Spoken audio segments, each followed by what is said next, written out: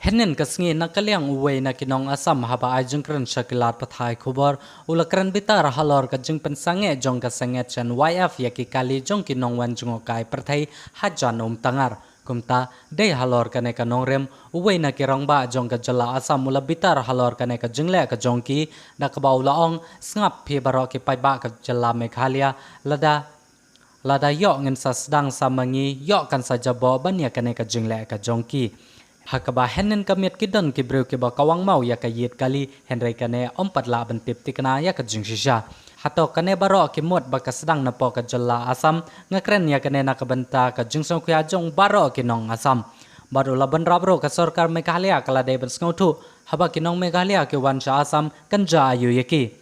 haba kibreu ke wansha ka jalla Meghalaya ki kwa ban lejpet ya kata ka jaka dauki ne kanong ba shilong haba kibreu ki wansha Meghalaya ki seu ya kane ka khajana henry ki deven sngotu banai ka wan kane ka khajana ba ki nong wan jungo kai prathai ki hab banda seu ya ka khajana shubu lada ki torres ken sange ya ka jung wansha ka jalla Meghalaya te baro ki kampen roy hapo ka jalla Meghalaya kan sa sange no Meghalaya वालों सुन लो अगर हम लोग शुरू कर दिया ना बसे गंदे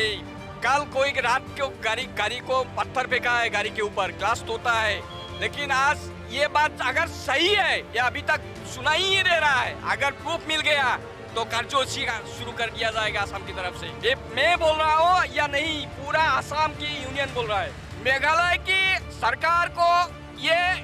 एहसास होना चाहिए कि आप लोग ये जो पर्यटक आते हैं ये लोग किस विश्वास से आएगा आप लोगों को ये शिलोंग पे सेरापुंजी दाउकी ये सब देखने के लिए